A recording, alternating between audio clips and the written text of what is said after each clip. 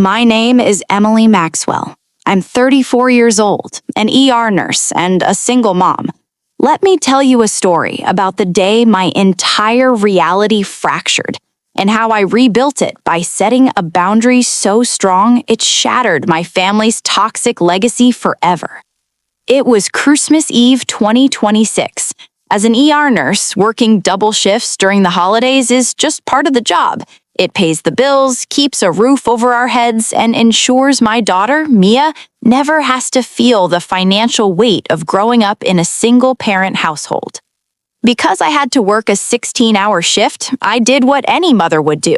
I dropped Mia off at my parents' house. I kissed her forehead, promised her I'd be back before Santa arrived, and trusted the very people who raised me to keep her safe.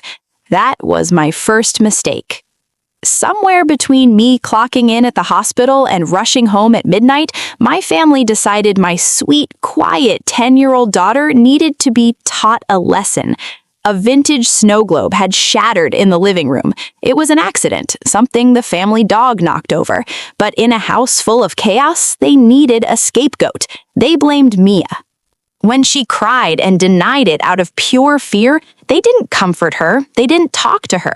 Instead, they turned their cruelty into a holiday performance. Instead of letting her sit at the dinner table, they took a piece of heavy cardboard, wrote the words liar and thief in thick black marker, and tied it around her neck with a piece of scratchy twine. They forced her to sit on the freezing cold steps leading down to the basement.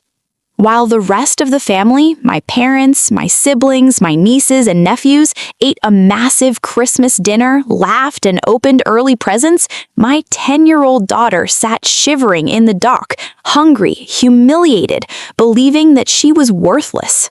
I didn't know any of this while I was saving lives in the ER. I was completely unaware that my own child was being emotionally tortured by the people who claimed to love us. When my shift finally ended, I saw a dozen missed calls. I assumed it was just holiday drama, but when I walked through my parents' front door, the silence in the house felt heavy. I found Mia sitting against the wall in the hallway. The sign was gone, but the damage was painted all over her face. Her eyes were glassy. She was hugging her knees, trying to make herself as small as possible. She didn't even cry when she saw me. She just whispered, "Mom, I'm so hungry." I felt a cold, dark rage settle deep inside my chest. It wasn't a loud, screaming kind of anger. It was the kind of anger that moves mountains. My mother immediately started talking over everyone, gaslighting me. She needed discipline, Emily. Kids today have no respect. We did it for her own good. She was lying. My father nodded in agreement. My siblings looked away. Not a single person apologized. They expected me to just swallow the disrespect, to keep the peace like I always did, to avoid ruining Christmas. They expected the old Emily, but the old Emily died the second I saw my daughter's broken spirit. I didn't scream, I didn't throw things. I picked Mia up. She felt so incredibly light in my arms. I turned around and walked out the door without saying a single word. In the car, she finally broke down. She sobbed into my jacket, telling me how they laughed at her, how her neck hurt from the twine, and how the smell of the food made her feel sick to her stomach while she sat in the cold. I promised her right then and there, "You will never, ever be treated like this again. I've got you." I didn't cry that night. I took action. I didn't plan physical revenge. That's what weak people do. I played the smart game, the legal game, the karma game. Before we left their house, my mother had proudly sent a photo of Mia wearing the sign to our private family group chat, trying to shame her to the extended family. She thought it was funny. I took a screenshot of it. I took photos of the red marks the twine left on Mia's neck. The day after Christmas, I took Mia to her pediatrician to document the physical and emotional distress. Then, I went straight to a child welfare advocate and the local authorities. I wasn't looking to create petty family drama. I was creating a rock-solid, undeniable paper trail. I handed over the photos. I showed them the group chat. I explained exactly what happened. The authorities took it very seriously. When the police and child welfare officers showed up at my parents' house right in the middle of their New Year's Day brunch, the panic finally set in. Suddenly, my phone was blowing up. Voicemails from my mother sobbing, begging me to call off the authorities, claiming I misunderstood. Voicemails from my father calling me a traitor for trying to destroy the family. My sister texted demanding I fix it because the neighbors were watching the police cars. I sat at my kitchen table, drinking my coffee, cutting Mia's pancakes into little triangles, and I watched my phone light up. I didn't answer a single one. When they finally realized I wasn't backing down, my parents requested a sit-down meeting.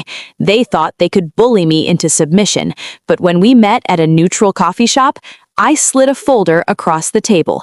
It had the police report number, the child welfare documentation, and a formal cease and desist letter drafted by my attorney.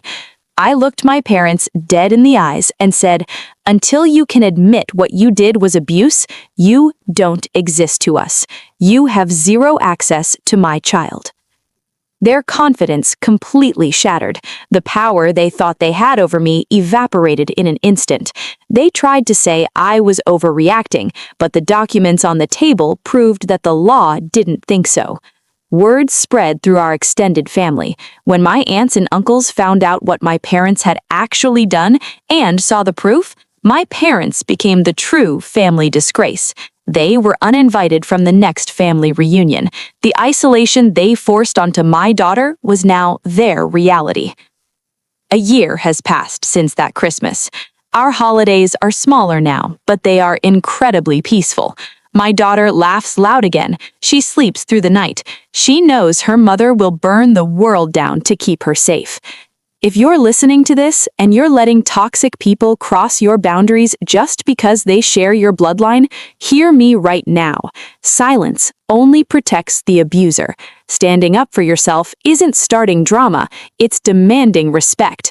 Sometimes the best revenge isn't destroying someone else, it's removing their access to you, letting their own toxic behavior expose them to the world, and building a beautiful, untouchable life without them.